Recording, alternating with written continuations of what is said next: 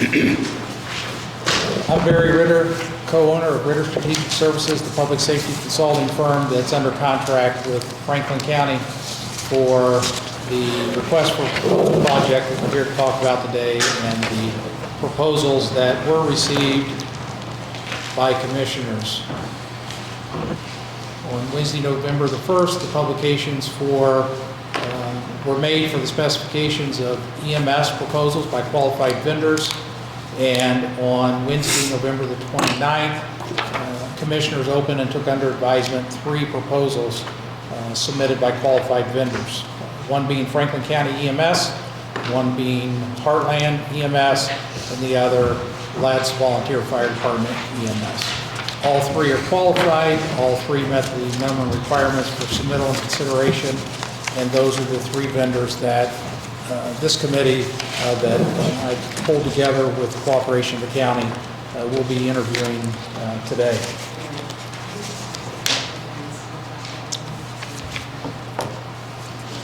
You really want to hear it? Yeah, go ahead. While she's turning on the microphones, just for the sake of everyone here, I've introduced myself. Hi, my name is Brent Meadows. I'm a EMS consultant for Ritter Strategics. Happy to be here today. Heis, County Commissioner. Jeff Cook, Council. Brent Mehlbauer, Franklin County Sheriff's Department. Hundley, 911. The interesting part there is the only ones in this room that don't know the rest of you are Brent now. So we do appreciate the opportunity to be here. I'm sure that most of you are aware of how we ended up where we're at through the specifications and the request for proposals that the commissioners and council sought for continued EMS. This project in no way reflects the service that's provided today by Franklin County EMS, but it was a process that both sides had asked for to level the playing field to ensure that the county was getting the service that they expected under contract, and that the provider, which today is Franklin County EMS, were being subsidized at a level that they could maintain that level of service to the community. Bill, where I would like to start is your proposal for the specifications that you received and responded to. I have a couple of clarifying questions to get started. Could you introduce yourself? Oh yeah, I guess you can introduce yourself. Yes, I'm Bill Schirmer, sit on the board of directors for Franklin County EMS. I'm Matt Montique, also sit on the board of directors, and I'm an advanced EMT for Responder 24. All right, thank you. The committee has had a copy of your proposal and has had a few days to be able to respond or to review your submittal. I have a couple of questions to start with. First, this is informal. This is a question and answer period for you to be able to review your proposal, why you submitted what you did, what your plan as Franklin County EMS would be to provide service in the next 4 years for Franklin County, how you arrived at the level of service and the price point in which you may be, and then allow the committee to ask questions of you and Matt and Roy. While this meeting was publicized and is considered a public meeting, it's a meeting that the deliberation and conversation will take place between the vendor and the panel and does not provide for public questions or comments. So Bill, the first question I have is, there were 2 bid alternatives in the specifications. One bid alternative was for a lower level of care with EMTs and advanced EMTs. The other alternative was for the higher level of care with the utilization of paramedics. Which bid alternative did you respond to? So our response is to try and become paramedic across the board, but we don't believe that that's something we could just cliff our fingers and start tomorrow or whatever. We need to hire those people. We currently have 2.5 advanced people, I believe, on staff with us currently. And as we go out, as we're awarded this contract and we go out trying to solicit the new personnel, our plan would be to be working both those systems at the same time. So when a paramedic is available to us, we would be running with a paramedic. And when we don't have access to a paramedic, we'll be running with ALS. So if it took 6 people to be able to run this around the clock full time, we could have 2 advanced and 4 paramedics. We could have 5 paramedics and 1 advanced. We just know that we don't know if we could come in and fill the void with paramedics across the board. But I mean, it's our intentions to provide the highest level of care. So to understand you correctly, it's your intent to have the higher level of care paramedics 24/7 when available. Correct. To clarify also, you use the term advanced, or you use the term AOS representing advanced EMT, and you use the word paramedic to represent the paramedic. That's correct. I'm aware of 3 terms and I'm wrong, but my 3 terms are BLS, Basics Life Support, next step up is advanced, and the next step up is paramedic. I believe somewhere in this terminology you guys use advanced 1 and advanced 2 or something like that. Or, There's 4 levels in the state of Indiana, and you are correct. It's been used in more than one way, but there's an emergency medical responder or an EMR, and all you have a copy of the different levels, and I can provide you with one too, but you know what they are. EMT, and then we advanced EMT, which is what you have a good, strong staff of, and then we say either paramedic or ALS. So there are some ALS skills that the advanced EMTs can do. I just want to make sure that everybody understood that. If there's any questions, we can clarify that. And then the other, Bill, if you and Matt could just give an overview of your operational methodology as it exists today with your paid/volunteer system, ambulance locations, how they're staffed. okay, so currently we have 4 EMS units along with what we call Rescue 24.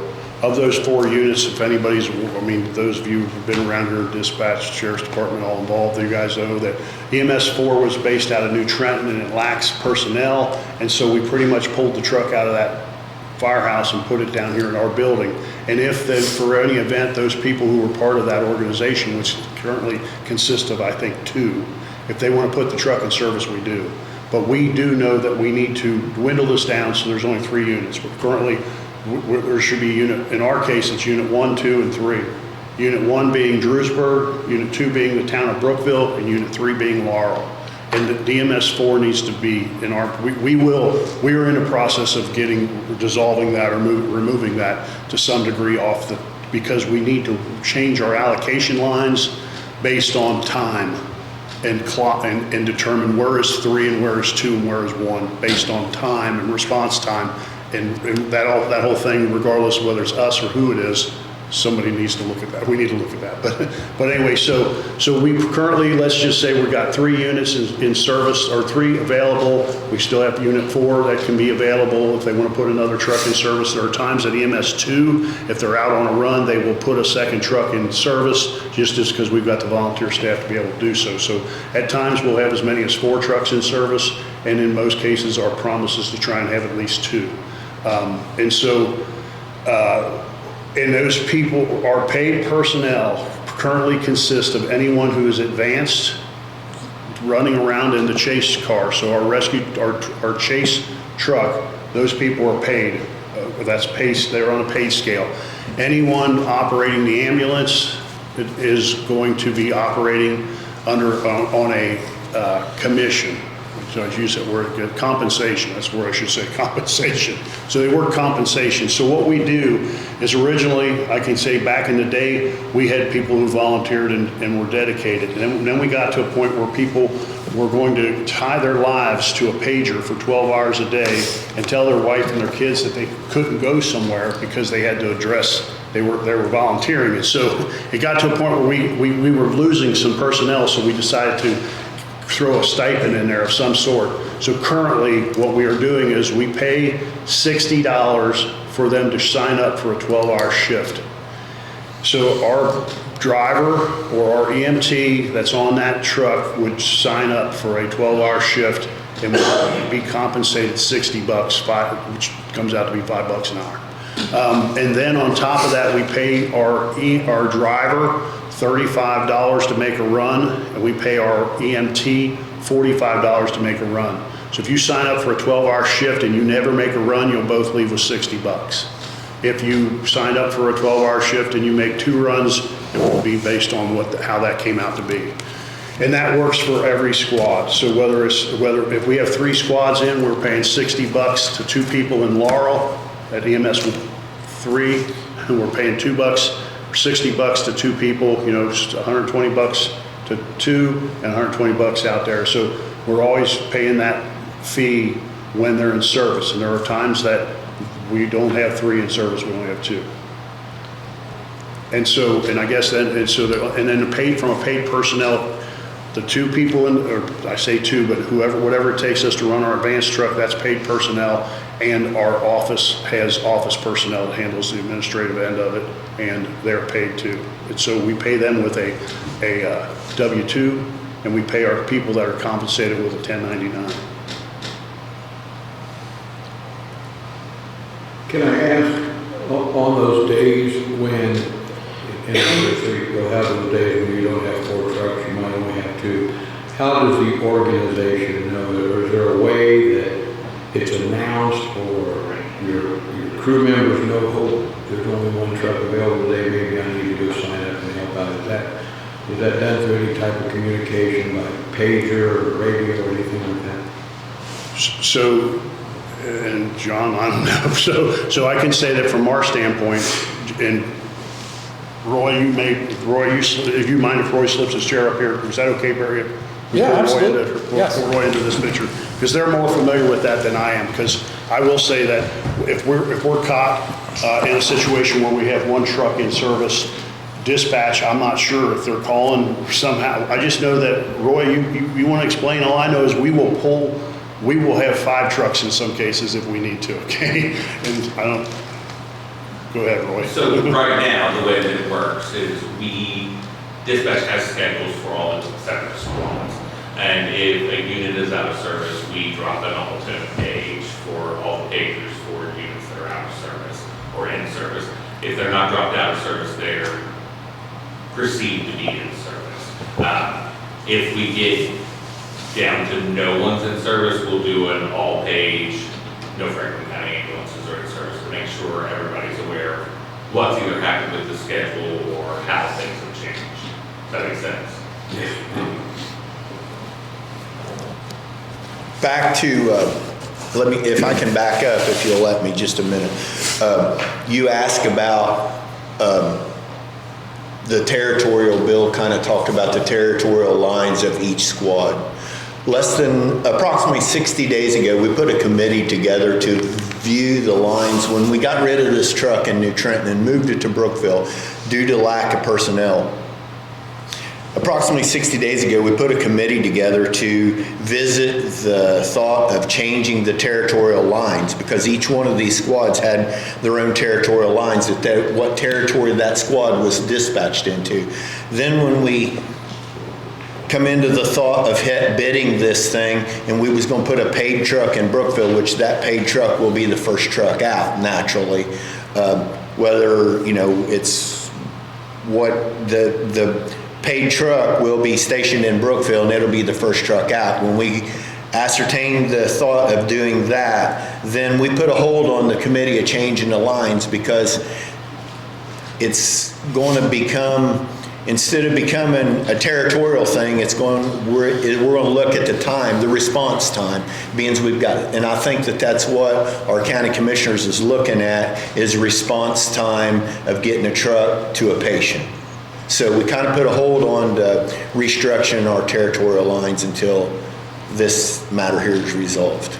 And then we'll have to go back and revisit that and restructure the whole territorial line thing due to response time versus territorial lines, if that'll help you any. Yeah.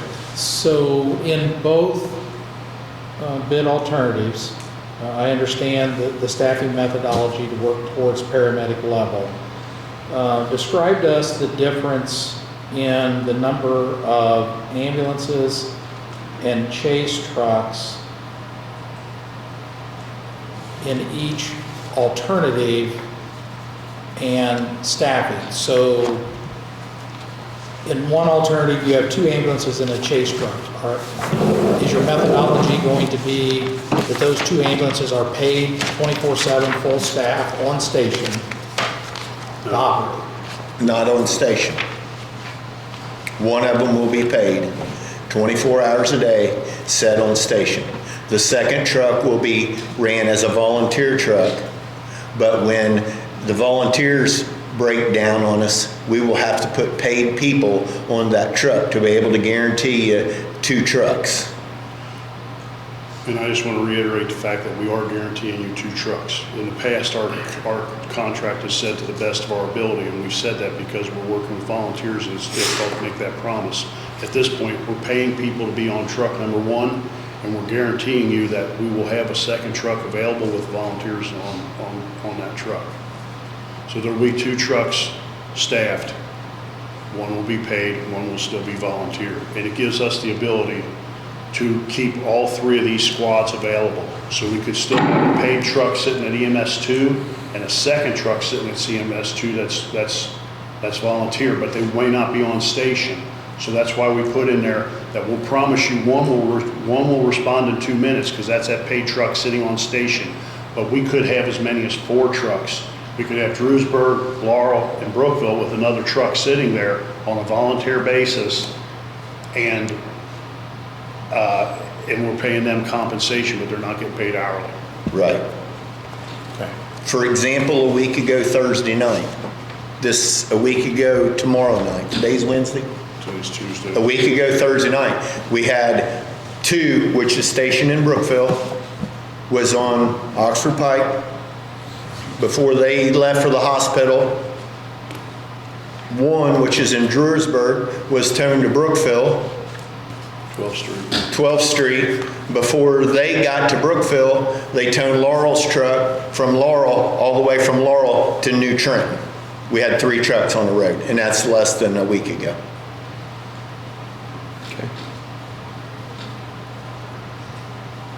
Bill, that scenario that you just said, what you're requesting, the 1 paid truck, is that what this amount is? Correct. Correct. How many total full-time employees are you talking about for that? To staff a truck, we're assuming between 9 and 10. That's full-time employees around the clock. Just that 1 truck? That's 1 truck. Okay.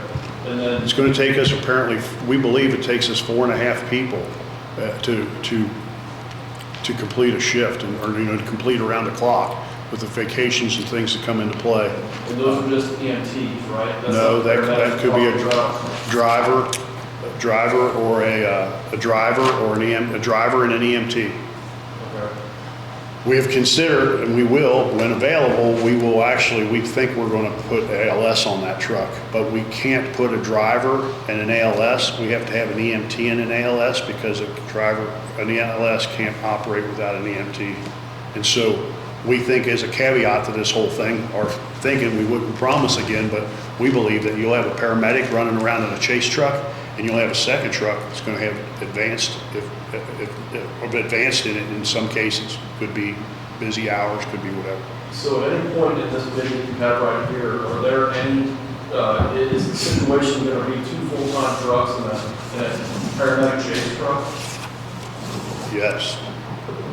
So ask the question again. What I heard from you initially was that you were going to have 1 full-time truck. Everybody else was going to be volunteers for this 1,500,000-ish. No paramedics until you can get them hired, right? I will guarantee you in that price that you'll have a paramedic available. You'll have either a paramedic or an advanced personnel guaranteed 24/7 in that number. Okay, does this number change dramatically if we add another full-time truck? It is your second scenario where we put it down there because, again, we believe that we're trying to keep the price down on behalf of the county. And so our intentions was to give you 2 promised trucks, which is what was kind of requested, was 2 guaranteed trucks. Didn't say anything about paid in here. It just said guarantee us 2 trucks. So we're guaranteeing you 2 trucks in that quote. It just happens to be that we're paying one of those trucks, second truck's a volunteer truck. We're guaranteeing that truck. In the event that that falls apart, we want it to be able to come back, and I say falls apart, we don't believe it will, but we have volunteers that are adamant about keeping this system in place. And so if in the event that something that we didn't own up to our end of the deal, then our board will step in and say, sorry about your luck, we need to implement a second paid truck. And that's why we gave you the alternative in year 1. We didn't give you in year 1, it's the 1.5. In year 2, it would be the 1.59, or we increased, and our increase, so you guys know, is we raised our price by 4%. All we did was took our number 4% and increased it. That's how we came up with that. But, so our second year, if everything's going well, but we'd like to be able to, if the commissioners come back and say, guys, this is what we're getting our phone calls about or whatever, we'll address that. But we didn't want to come in here and sign a contract for 1.5 to find out we couldn't hold up to it. So we feel strongly that that 1.5 is going to give you 2 trucks as you requested in there. And it's going to also give you a possible 3rd truck and a 4th truck. It's going to give us the ability, we have compensation factored into that bill, because if I factored in paid personnel, that's a really high number versus that $60 for the 12-hour shift situation. So we can keep our costs down. And you're still thinking 10 employees per truck. So if you did the second truck, it would be a total of 20 employees.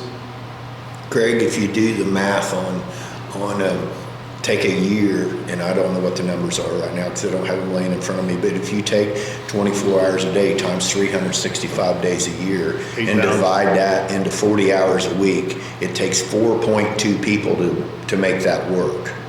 Okay, then you're going to factor in vacation time, sick time into that. So and then it takes 2 of them people to make a truck go down the road. It's going to take an EMT and plus a driver, and that's where you come into 10 people. So the difference in your price point for a second full-time truck is in option 2 at the 1.9. That's correct. Okay. I have just a real quick question, just to make sure I understand this.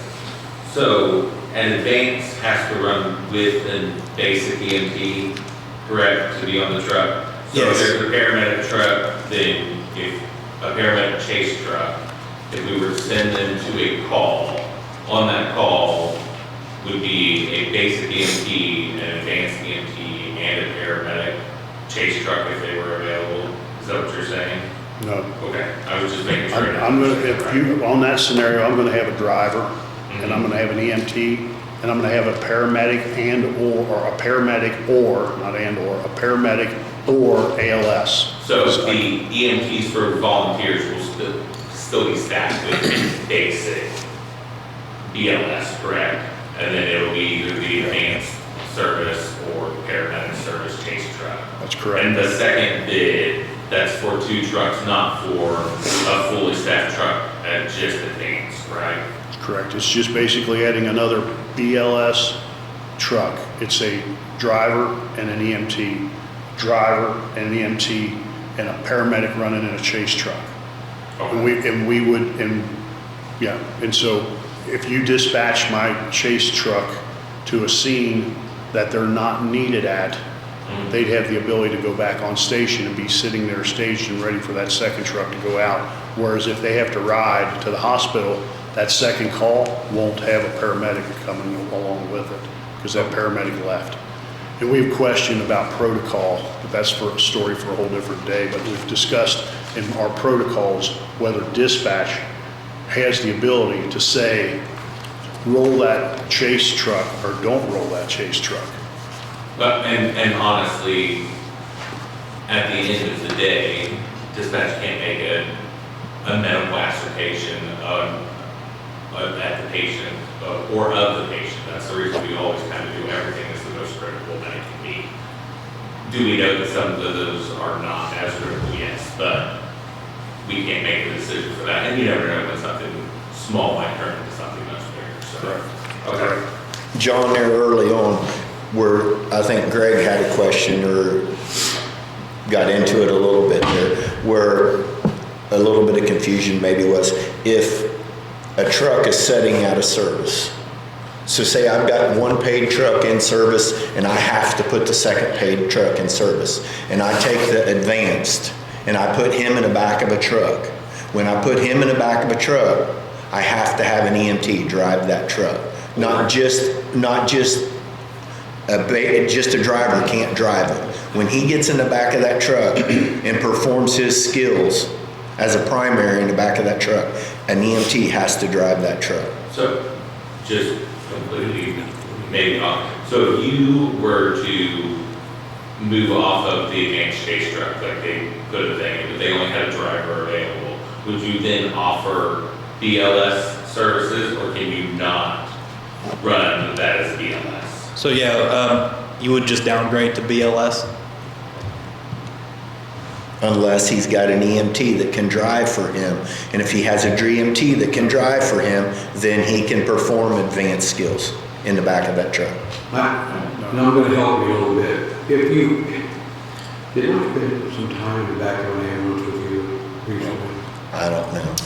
Anyway, if you have 3 people, if you have that EMT and that driver on the ambulance and you have your advanced in the chase truck, and it becomes an advanced run, the EMT can still work with the paramedic in the back and the driver can still drive as long as there's a combination of those two, so the driver works in that case. Now my question is this, if ambulance 1, your dedicated paid ambulance goes out and we know that there is no quick transport time from where you're at. There just isn't. And so you've got to go to Richmond, or you're going to be out of service for a while. Does the second truck that we talked about automatically get notified that they're on the bubble and they're up for the next run, probably for at least the next hour, hour and a half? Are they, does someone let them know? Because your primary truck's going to be... They have not in the past. It was just when if the second truck would get a tone, then they would know when they got that tone that the advanced truck was not toned along with them. That means that they was not available. Okay. Because they was on the primary truck.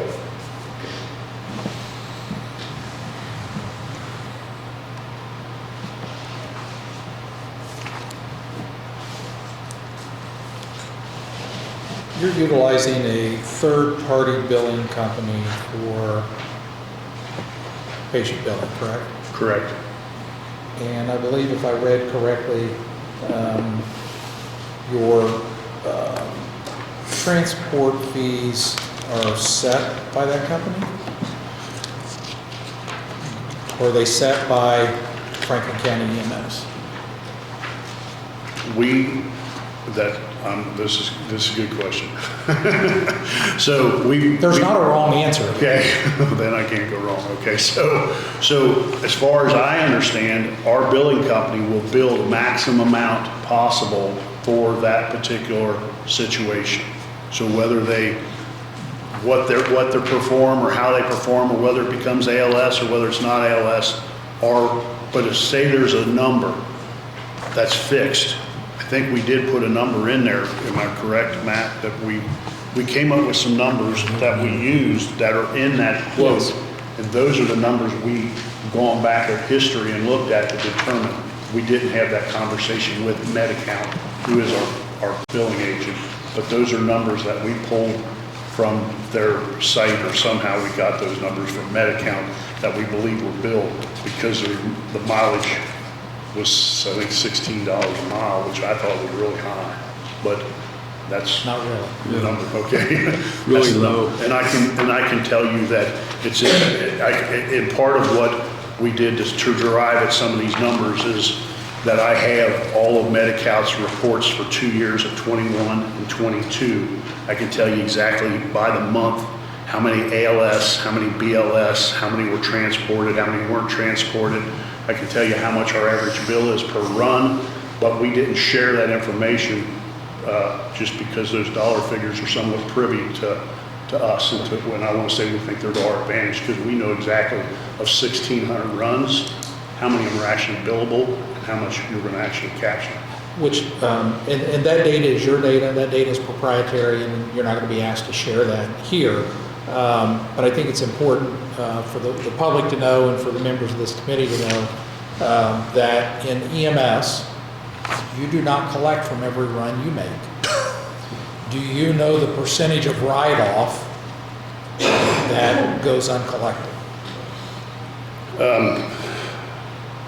Yeah. Estimate. Yeah, less than 50%. I'll tell you that in 2021, they billed $1.3 million and collected 505. So less than 50. Yes. In that, In that that's scenario, a so significant, that's a just- significant write-off. So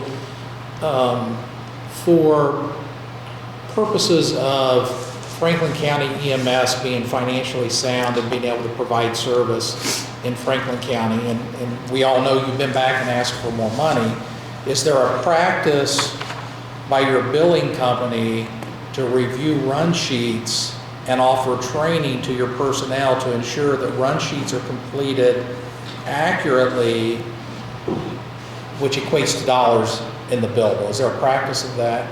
Yes, there is. We do an audit and review on a regular basis, and some of that just pertains to an actual run sheet or a situation, and then we also do those audit and reviews based on these sheets. And I want to say 4 or 5 months ago, we did have a situation where we went back and worked with our billing company, and there were 25, 26 tickets that were missing a signature from a doctor or something, and we go in and we correct them.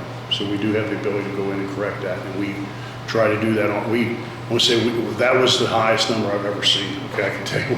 And so that was where we cracked a whip and said, you'll get these numbers straight, or we'll start holding back your compensation. But,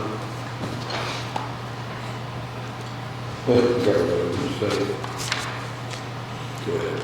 You were going to say you got the job. At any time, the rest of the committee can jump in if you would, please. I just want to back up and clarify on the 2 in-service trucks. I think there's, in fairness to you guys, some of the conversation has been what you've done in the past. And the next few candidates talk to us, you're not going to have that past performance within the county. So the bid alternatives that we're looking at now don't have, we're not going to be concerned about a truck, a second truck that is not in service. You're guaranteeing the second truck is in service with bid alternative number 1. That's Number correct. 1. That's correct. We're guaranteeing you 2 trucks in service. The second is Correct. volunteer. but- That's correct. What we're not, the part that we're not guaranteeing you, Mr. Heis, is that we guaranteed that first truck was going to have a 2-minute response time as requested per this. The second truck is not on station.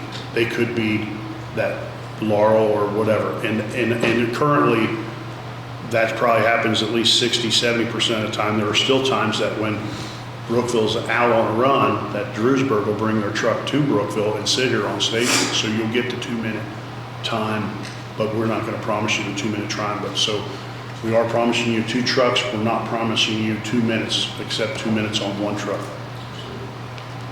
Just a real quick one. With your paint truck's going to be here in Brookville, are you still going to utilize a volunteer truck in Brookville also? It's an Or just option. at 1 and 3? If they want to put a truck in service and there's enough people that want to do that, by all means, there'll be 2 trucks sitting there ready to roll. Oh, We believe that in this scenario, on a Saturday afternoon, we could have 4, okay? And we put that into our prices to be prepared for that to occur. And we have 5 trucks. And so if you have an emergency and dispatch starts calling around saying, hey, or what, these guys, I can't claim to be a part of that, but I can claim that Roy has pulled these trucks together in a matter of minutes. So the primary objective of the county is premium pre-hospital care. Have you started any research or had any conversation with the commission about what it's going to take for Franklin County EMS to become paramedic certified? And how long will it take you to achieve that certification? Approximately 3 years ago, I petitioned the state for a waiver to where we could use advanced and paramedic service. Right now, we're going to have to go back and try to get that waiver again because it's a 1-year waiver and then it expires. To be able to use the advanced and the paramedics. It's just a matter of when we can get the paramedics hired, their availability. You know, it's supply and demand. Right. That's what makes the world go around. But we've had that paperwork in play, so that in the event that we needed 3 years ago to fill that chase truck, we needed to hire a paramedic, we wanted to be in a position to do so, and so we put ourselves in that position. It never came into play, and so we left it lapse, we just never did go back and ask them to, because we are required to have that in service 24/7, and we had the ability to get an exemption. Was that what the waiver was, that you didn't have to have, but when you had a paramedic available, you could run ALS, when you didn't, the state was not going to blame you for not being in 24/7? Well, the waiver was to run a paramedic service, and when we couldn't find the paramedics, we could run advanced. But we never could find paramedics in the budget that we was in for the money that they wanted, so we just stayed with advanced service. And back to Mr. Heis's question about the 2 trucks in service, I kind of feel where you was going there with the second truck as far as the past record. I feel that we can put enough paid people on the roster that if something would happen, that I couldn't put one of the other 3 volunteer trucks in service, I could pull paid people we are paying to put the first truck out. We could put them on the volunteer truck to keep that volunteer truck in service. That way you would always have 2 trucks in service at all times. Is that as clear as mud? There really wasn't a question there, more sort of clarification, because like I said, you guys have a history that the other 2 candidates are not going to have, so I think we need to just look at what your proposal is for the years going forward and try to get past the history that you might have, issues with. There might be some that we need to either build on and answer questions later. I would just stick with the proposal and move forward and try to. Do you currently have any memorandums of understanding or mutual aid agreements with other ambulance services that may lie outside of the county for intercept? We have one with Morgan Township in Ohio. We have one with Sunman Rescue 69. We have one with Reed. Reed Health, yep. And Ripley County. In Ripley County, we have 4 of them. You utilize Reed when you're going to Richmond. Do you have one with Reed, or are you in the process of getting a mutual aid for intercept? We already do. You have one with Reed? Yes. Yes, we do. Yes. Thank you. As you start this new program, you know, that's what we're talking about, right? A new program is for the full-time service. Who's going to run the day-to-day operations of the service? I will until we get kicked off. If we have to go to we've talked about scheduling and stuff on on this paid truck. It'll be a situation to where me and a committee together will do the scheduling on the paid truck. The volunteer trucks will basically stay the way they are now. They have squad meetings to where at squad meetings they fill a schedule and then they know where their schedule's at. That should, if everything works right and the clock don't quit going around, that should be electronically sent to dispatch with John. But the paid truck, I will see to it that it's in service. It's paid. And the paid truck, I will see to it that that schedule's filled. So is there, at any point, a plan to hire any kind of business manager or anything like that? Just depends what this blooms out to be in the future. And I'll answer that, Greg, but to some degree, because we have 1,600 run. Well, it's 1,600. There's going to be a ton of time that we've got people sitting still. Sure. So why we can't utilize those people to some degree? We just don't want to give them the reins, the keys to everything. Let's just say we need to work our way through that. In the meantime, our board will ask Roy to monitor the situation with a committee and make it happen. And that's what we have in play. We don't want to hire somebody for $50,000 a year to manage something that is somewhat as simple as what we think we've got going on here when we have our own personnel. And they ain't going to be twiddling their thumbs, they're going to be sweeping the driveway, but, you know, that we could use for this purpose. Do you plan on your paid personnel coming from current volunteers, or is this something that you're going to look for outside? Because you only have 2 advanced right now. Correct. Yep. Yeah, to advance, and I think it'll be a little bit of both. I definitely think that we're going to look other places as well for good quality people if we're going to be paying them full time. So, does that answer your question, Joe? Mm-hmm. What would that hiring process consist of? Would you have, I guess, physical requirements for these people, or how would that work? Or will they be different from, will your full-time staff truck be different from your volunteers as a paid service? Because I'm assuming they'll have different benefits, correct?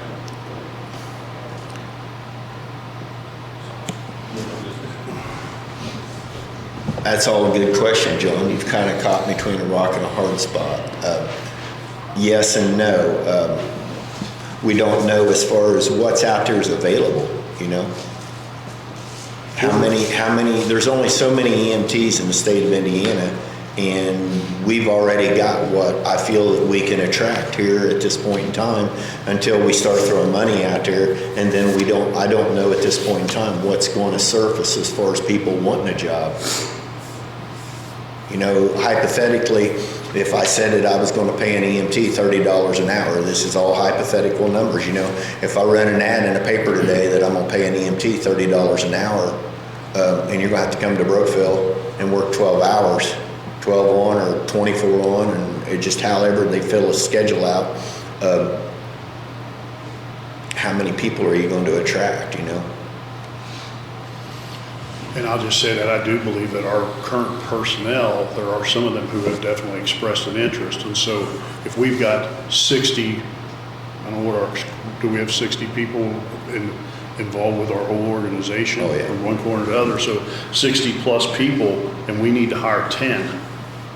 There's a real good chance we'll get them from our own.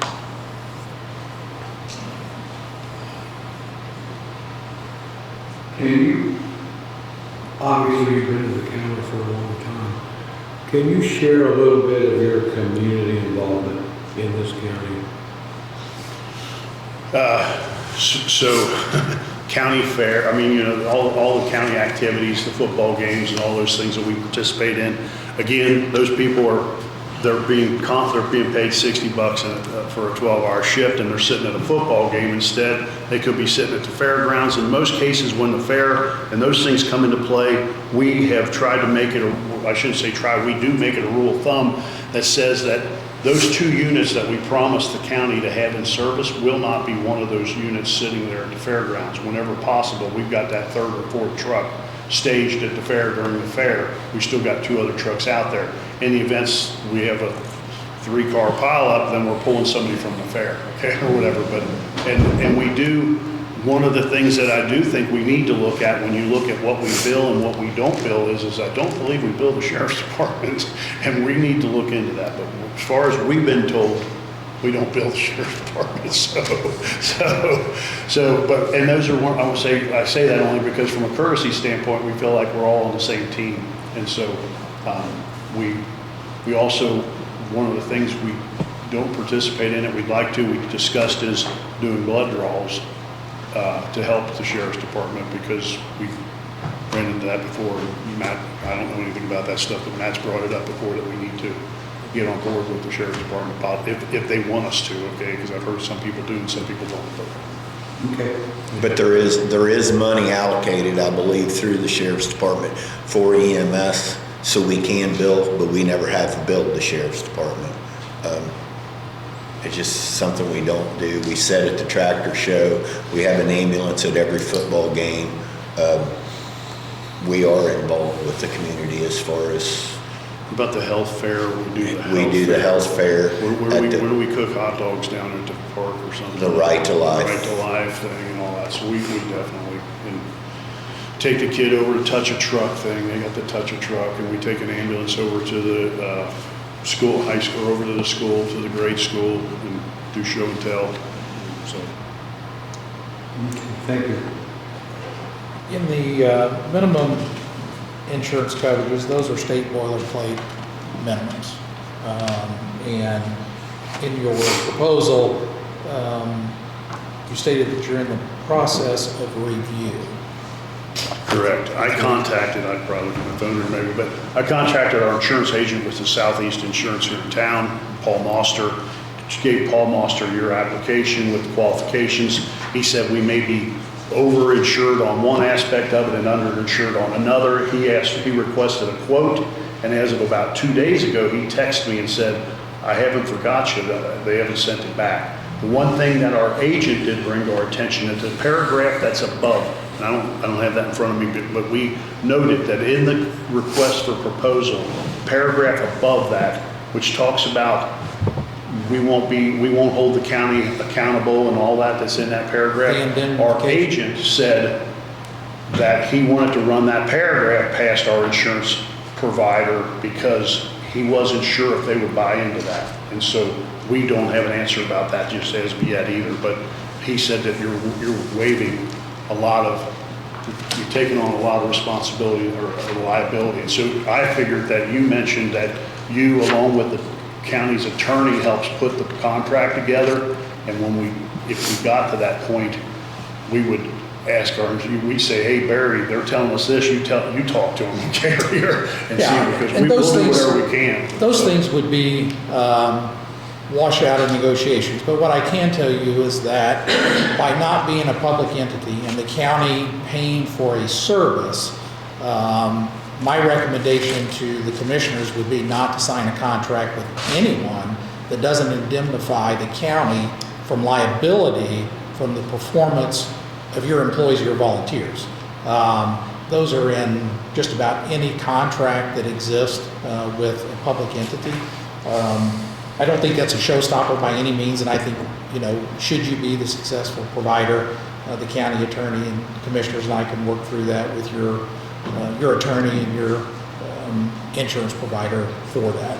And this was our agent bringing this to our attention, and he indicated that he may be talking, he just was saying, be aware.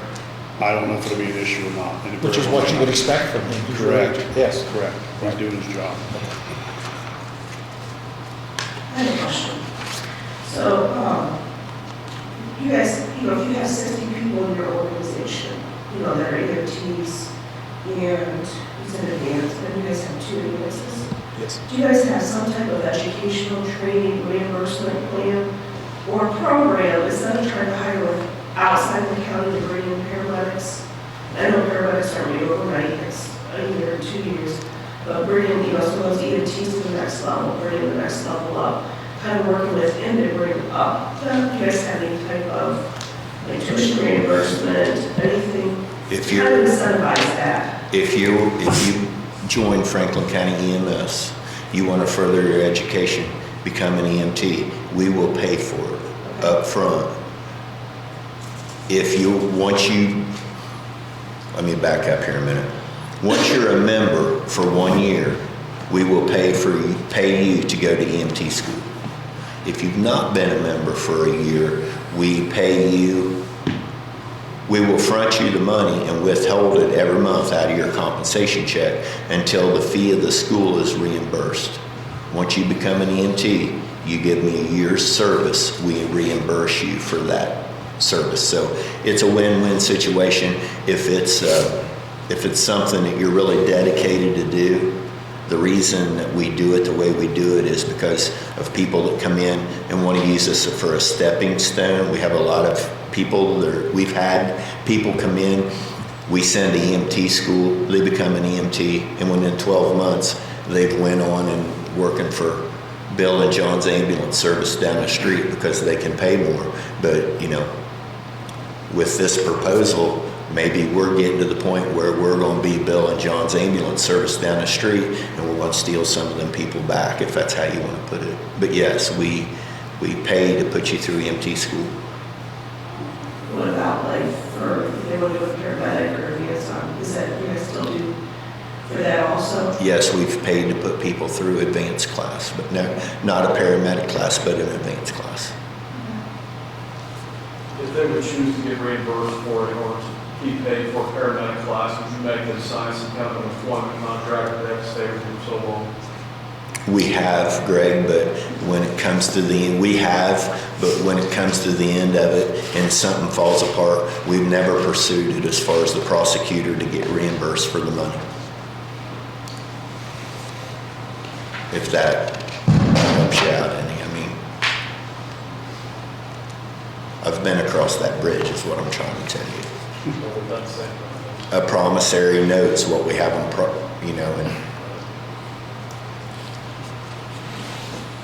Do you provide training for the emergency medical responders in the county at the fire department? And you can better address that Yeah, maybe sure. because we open it up to them, but I don't think anybody participates. Some of them do.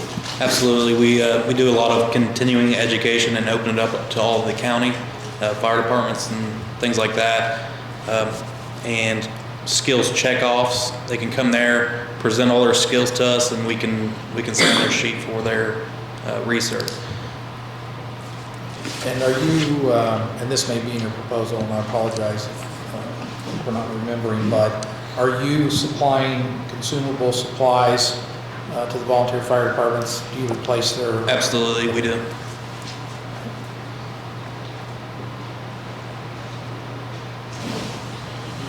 That's from oxygen across the board. We've been recently auditing our oxygen tanks, and they all disappeared. So.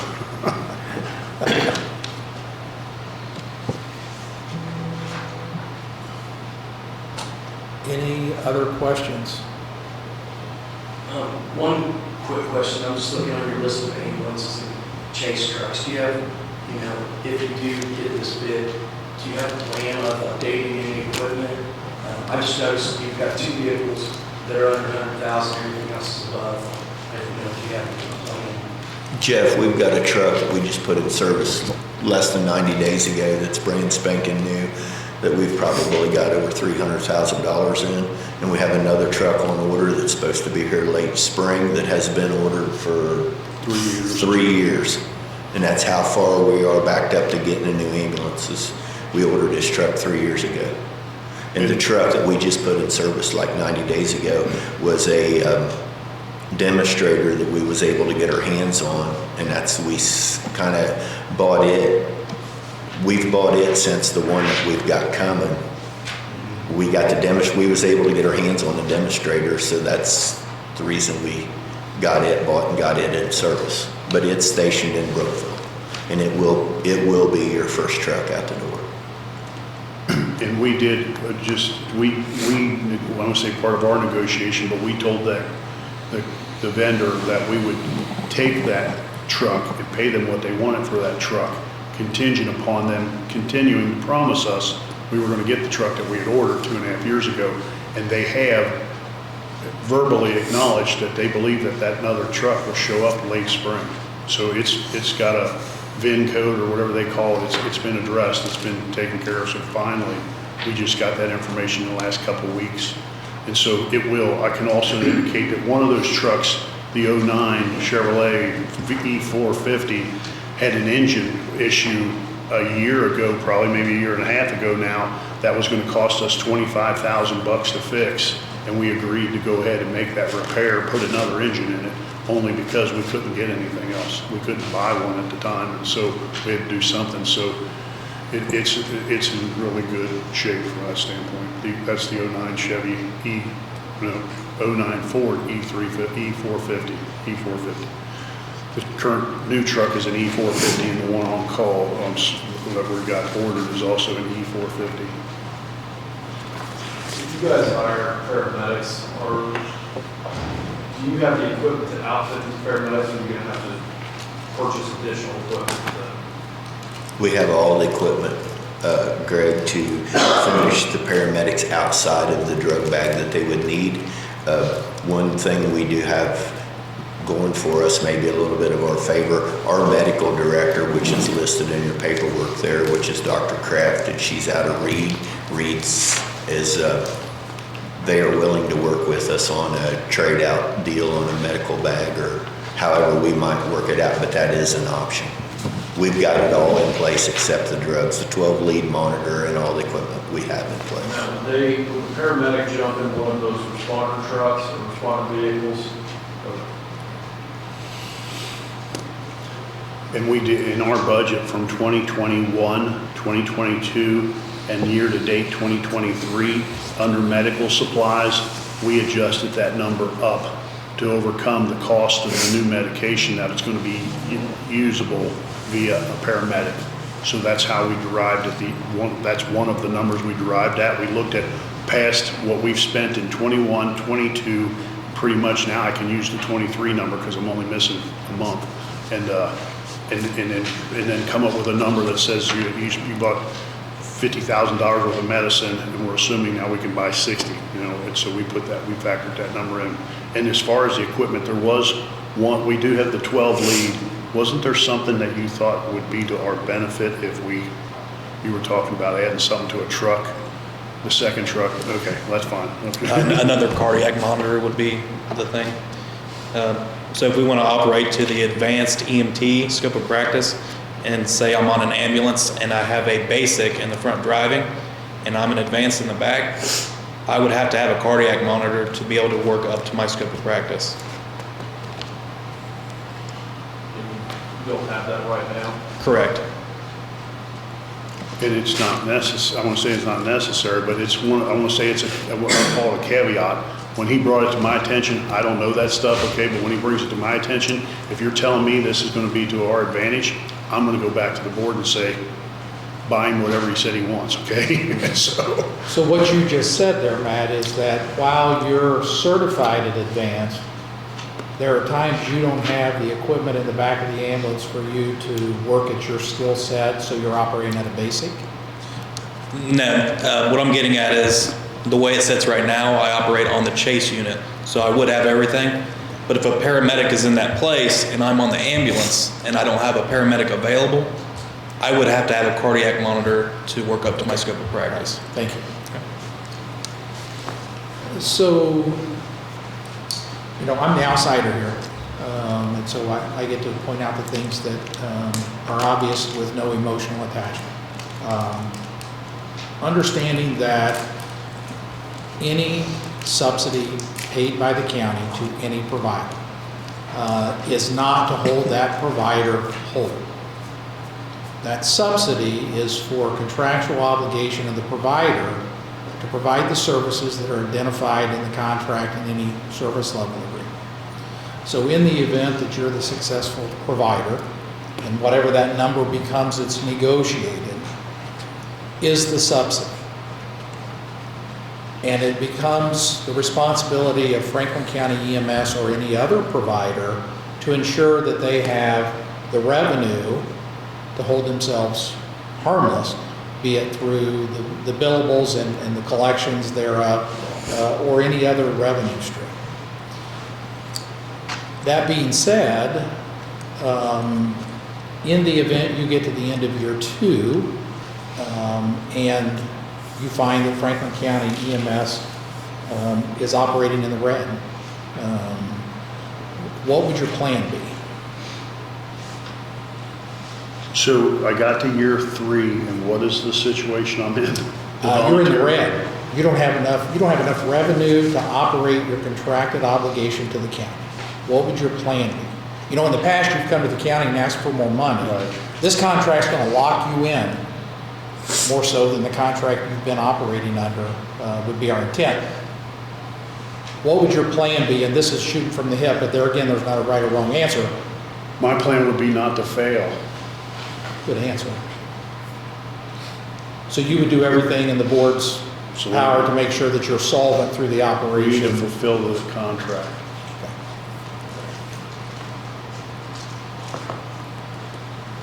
I just had one question that's kind of out of line with this. You currently operate with a 12-person board, correct? Is it 12 people that you Please, have on your 14. EMS board? 14. Is it 14? 13. There's 13 of us. There's 13 of you? Yes. If you are to redo your territory lines and everything else with EMS 4 going away, by your bylaws and stuff, what would happen to that EMS 4 squad you position on there? Would you just lower the board amount, or? That's yet to be determined, because that's all drawn out into our articles of incorporation, which is recorded with the state. And the articles of incorporation, the bylaws can be changed in a meeting, but the articles of incorporation, the way I understand, it's not that easy to change them, and it would have to go back and have to be changed into the articles of incorporation. And I don't know, without doing some research on the particulars of getting that changed. In the event Franklin County EMS was not to get this subsidy, the county contracted with another provider, what happens to Franklin County EMS? You want me to answer? Go ahead. So we would hang on to our trucks and hang on to our, this is an assumption. This isn't a Sure. fact, this is an assumption. We're hanging on to the trucks, we're hanging on to the building, and we're going to take some of our paid personnel or some of our personnel and give them an option to determine if we want to explore a transport situation and transport. And so it wouldn't be our intentions to fold and sell everything and go home or something like that. Our intentions would be to hang on to everything and continue to operate in a transport situation. And I say that, and I'll say that because I'll say that, leave it at that.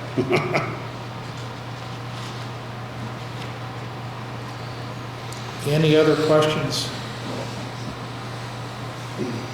I'm going to ask one more, I think it's appropriate. Tell us why you want this contract. Why do you want it? Why do you want to go through all this trouble? Why does Franklin County? My answer is I ask myself that question all the time, okay? Roy, you get to field this one.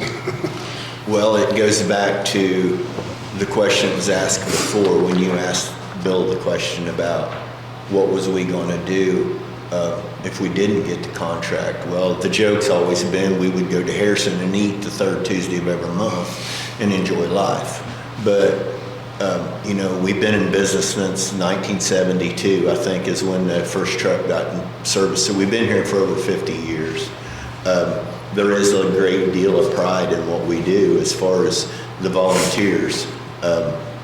There was different scenarios kicked around when we sat down to bid this, as far as getting rid of this truck or getting rid of that truck and that territory and different options. And that's when we come to the fact that there's a lot of people out here that's give a lot of years of service as a volunteer, and that's the level of pride in, you know, all of our trucks has got neighbors helping neighbors on the front of them, and that's what we do.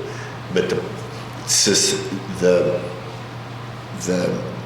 I need some help with the word that I'm looking for, but back when this was started in 1972, you know, Dad worked on the farm or Mom was a housewife, and the way societies work today, it takes two incomes to make a household work, and as we go down this road and things trend the way they do, with the money end of it, it takes more money. And when people get more involved with kids and sports, I mean, kids today play ball, and when I was 1980s and 70s, when I was in school, I mean, I never got to play ball.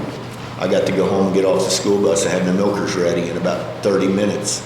Or my big brother was after me because he did the evening milking. That's what I did for sports, you know. And today, people are involved and they're busy, and it takes away from the volunteer. The day of the volunteer's pretty much gone. But we have a lot of dedicated people in our organization that wants to hang on to the volunteer service and continue to volunteer. And we're trying to accommodate the commissioners with the fact that to get these trucks in service, to get people on the road in a timely manner, to provide emergency medical care for the citizens of the community, and we're still trying to make room for the volunteer to do that. If that answers your question. Yes, thank you. Any other questions? Understanding this does not end the question and answer. The committee, as they continue to review the documents, may have additional questions that will come to me. I'll send to you in writing for you to be able to answer. Likewise, if you have a question, you can send to me and I'll share with the committee. I think that, Bill, did your truck make it back from its run? Hey, Jack. Are they on state? Okay, yeah, they are Is here. our truck They on are here? here. Our truck's here? It's here. Yes, we have unit 2 out front. I did ask each of the providers to bring an ambulance if they chose, for you to have an opportunity to go out, look at, ask questions. You don't have to, but if you choose to do that, you'll have a chance to be able to do that. Do you have any questions of the committee?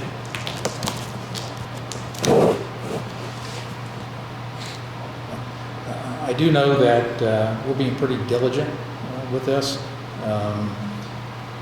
Has your latest contract with the county, that one-year agreement that you were after, has that been signed by both sides? It is. It's actually, I believe, a red line copy that's signed, which doesn't bother us, as it don't bother them, but I think that the copy is still, we signed a red line, but because we questioned this ourselves here in the last 2 weeks, but I think we signed a red line copy that was sent to us and we gave it back. And I think the commissioner signed that 2 weeks ago or 2 meetings ago. They went ahead and signed the contract. So there is a current contract in place for 2024 that is at $700,000 and paid monthly, and it gives them the option to opt out of it at any point in time with a 90-day notification. And I think that's something too that you guys didn't, but you just brought that up, I'm sorry, but in our proposal, we said we would activate this system by July. Okay, or I think that's, you should have asked that question. But anyway, so our reasoning, our point is that if we thought we could put this thing in play in March, we will, because we'd like to divide 1.5 million by 12 versus 700,000 by 12. So we would be able to work with the commissioners to say, we're ready, we'd like to go, we'd like to activate this in April and delete contract A and move into contract B. And so that's what our intentions is, but we wanted to make sure we committed ourselves to putting a date in there, which I don't know if it was June or July, that said that we need to hire some personnel and have a job fair, okay? We're gonna become one of the largest employees in Franklin County or whatever, for that matter, I guess, or something all of a sudden overnight. So we got 15 people.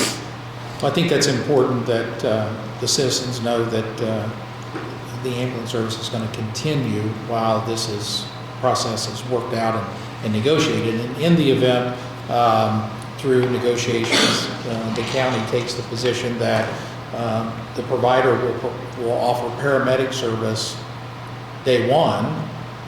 That gives us 12 months to get to that point if that's what's needed. If it's done in 6 months or 8 months, that's different. So that's good. All right. Any other questions? I have one more that I just thought of. The 1.5 that you guys did that figure come from 10 employees with a certain rate of pay, or is that based on what you believe like the EMS tax will generate along with the PSAT subsidy that you get also, or like where do those figures come from? So we don't have a clue what the tax is going, I mean, I should say we have a clue. We read about it in the paper and we heard about it on the street. But we don't know what that's going to generate. We don't know how that's calculated or captured or what. We do know that there was originally a public safety tax that was 0.25% that was put in play in, I think, 2016. It generates 1.7 million. Now this new public safety tax that surrounds EMS, I think it's directly, Jeff, you were involved in, I think it's directly specific to EMS, is 0.02, I believe. And it's from not property tax, it's from income tax. And so it's handled, so we don't know how we're going to, how that's derived at, but our number was not off of based of us saying, well, how much do they have to spend? Let's hit that, there's our target, okay? Our point was, let's look at what we've done over the past 2 years, which was 21 and 22. Now that this has gone all the way to this point, I asked our office personnel to pull me paperwork, which I've got, all the way up to year to date for 2023 to see how close are we in line, and we're really dead on for 3 years for that matter. And so we took those numbers and derived at everything with the exception of the compensation aspect of it, because it would drop down some because you're bringing in a paid truck that's going to take those runs that were being handled. So we put that all into the equation. And then at the same time, we have to hire these 10 people. And so back to Roy's point of taking 24 hours a day times 365, you're going to come up with 8,760 hours a year. And then if you take that number and you use a number of $30 an hour, you'll come up with a number of about $262,000. So that means if you could do this for $30 an hour, and maybe it cost you 22, maybe it cost you 35. So we had to put some fat into that equation or work that into that equation. But there's one, not a paid person, but there's one around the clock, 24/7 position, $262,000. With, and I don't want you to have to give me your numbers or anything like that, but with the numbers that you guys did with how many times there weren't transports or anything like that, can you tell me, is there a lot of overlap? Because I know it happens in dispatch where we have multiple runs out. Do you feel like one paid truck will take care of 50% of the calls, or how much do you feel like you're going to have to fall back on that volunteer basis? That would be a matter every day that there's 2 trucks gone at the same time. I mean, and so I don't know that answer, but it didn't happen today, but on Thursday a week ago, it happened. It happened yesterday. Thursday a week ago, if you had 2 paid trucks in service, you'd been in trouble. Yes, well, Because you had a third they run, you'd be used looking for 3 somebody else. If you knew how many times you had 3 trucks in a run, or 3 trucks going at the same time, we can cover that. We're pretty sure we can cover that. Let me just say, if you make a phone call, we're going to cover that. We're going to pull somebody out of the trees and we're going to make it happen, because that's what we've done in the past. So we believe that third truck will be at the ready. In some cases, we've seen 5. So cool. I've seen a truck with no interior lights sitting at my shop, a pileup on the Orschel's curb and me calling Roy and saying, if you need me to roll a truck with no interior lights so that we can at least transport somebody to a landing zone, I'm in. And him saying, roll the truck. So. John, a lot of these questions that you're asking, if we had time and we had a way to sit down and figure, and we don't have that unless we wanted to just diligently sit down and do it, and it would be time consuming to sit down and do this. I would like to know how many times that, how many times have we had 2 trucks out? How many times have we had 3 trucks out? How many times have we had 4 trucks out? Let's look at the flip side of this. Let's look at the bad, ugly side of this. How many times have we, as Franklin County EMS, only had 1 truck in service? How many hours? I would like to know, and I don't know, and I would really like to know. This is a hypothetical question. In the last 365 days, how many hours has Franklin County EMS been out of service and had no trucks in service? Yeah, I don't know how to pull that information either. Doesn't your management system track that? Wouldn't you have that information? No, because it's all through dispatch. It's all through where our schedules go into dispatch, and it's all handled through dispatch as whether we're in service or out of service. So you as an agency have no record management system to track your resources or availability through a calendar year and know how often you're out of service. You don't track that. No. We don't, and I have actually attempted to call John a couple of times in the last couple of weeks. And my concern was to be able to, I've talked to him about, I believe I could pull 3 months of dispatch information that pertains to Unit 1. I could pull 3 months that pertains to Unit 2. And I could pull 3 months that pertains to Unit 3. And then I'd have to take those 3 and stack them on top of each other and be able to look down through and say, well, here's 2 trucks and here's 1 truck. And I could look down through that. And I'm very much interested in doing that because it's been asked before, can we measure what we had to what we got? So and in order John, for me to measure what we had, I'd like to know how many times we. There may be a simple answer to that.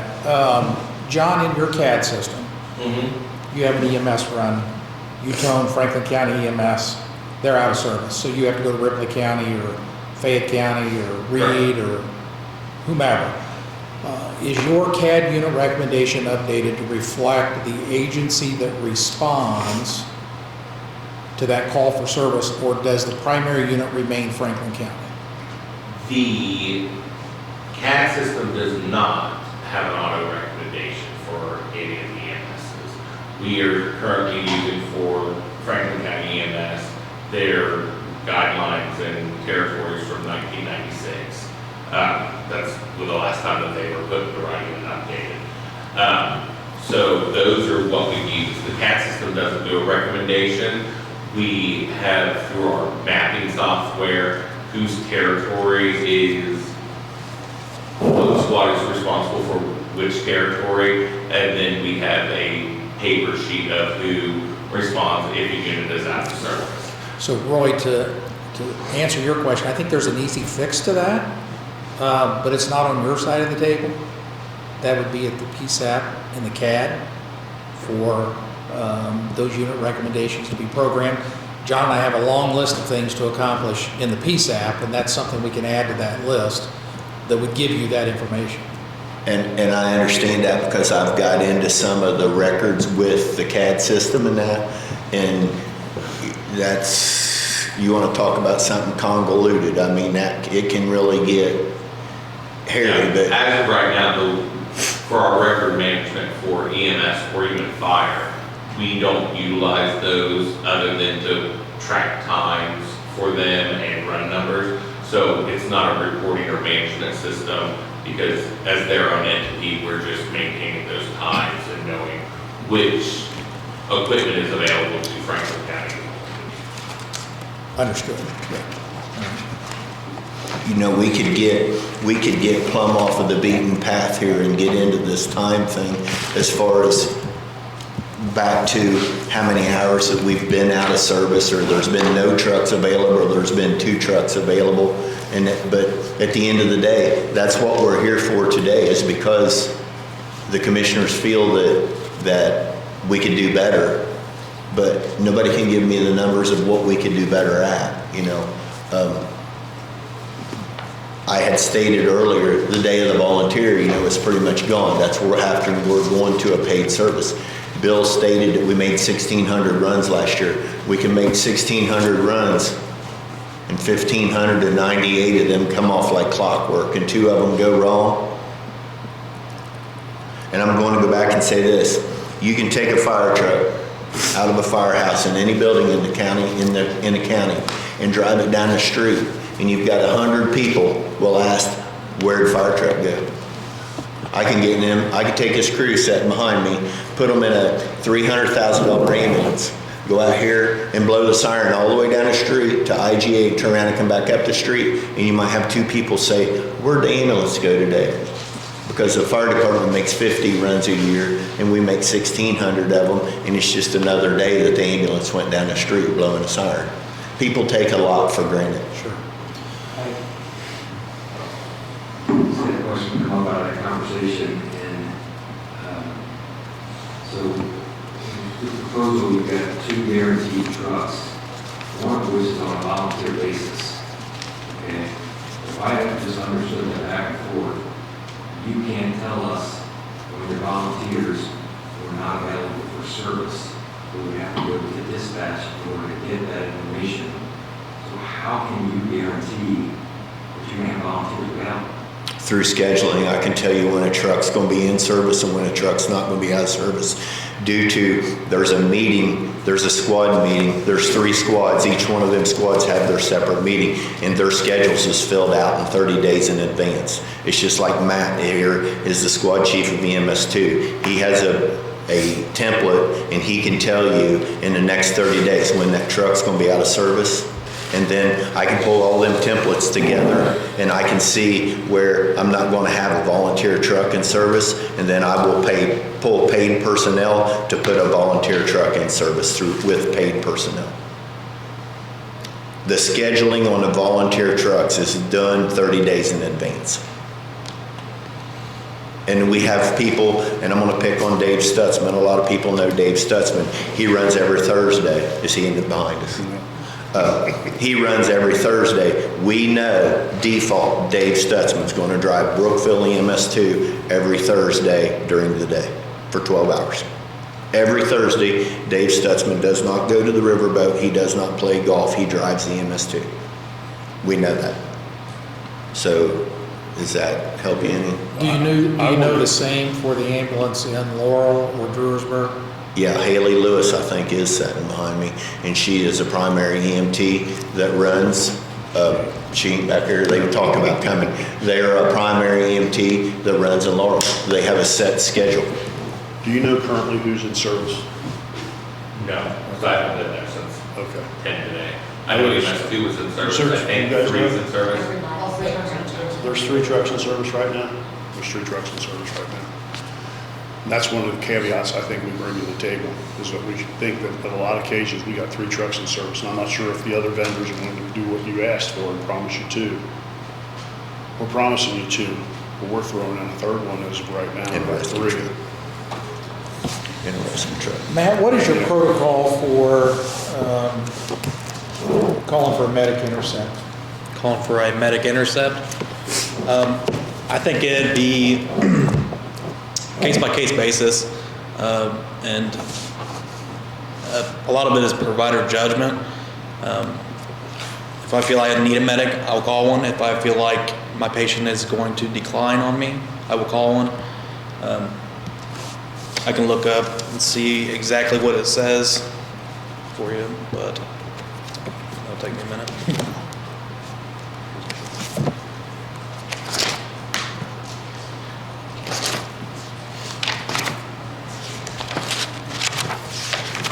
We've questioned that before in our board. We've questioned times where we've said, where we've called medics and we haven't called medics, and it's difficult for me as a board member to assume what is happening out on the street in front of somebody. And so I want to say it's judgment call that we give them the ability to make. And don't ever question it, do we, Roy? I mean, we may question amongst ourselves, but for the most part, we ain't there. We ain't watching this happen. We don't know what decline comes out to be. And so if he sees decline and wants to make that call, that's where it comes into play. In today's world of patient care, are there a set level of calls for service that's an automatic trigger for paramedics to roll? Cardiac arrest, mechanism of injury? We would love to, I want to say we would love to see what this, I'd love to see that, but I also believe we're all a team here, and it would put those guys in one hell of a jeopardy if they're making that call. So if we gave them protocol that says she twisted her ankle, and he says, don't roll the paramedic, but we found out she twisted her ankle, fell and hit her head against a brick wall. Well, the PSAP has protocols that would determine call level of BLS, ALS, air support. Those protocols exist for a PSAP. What I'm looking for is sitting in that room, they don't always have the ability to foresee that, or maybe they're not using those protocols. Does Franklin County EMS, if you get toned for cardiac arrest in the northern part of the county, do you have a protocol that automatically has you notify dispatch to roll Reed or Fayette County? That Yes. protocol does exist? Okay, Yes. that's what I was at. Yes, Okay. such as a broken femur.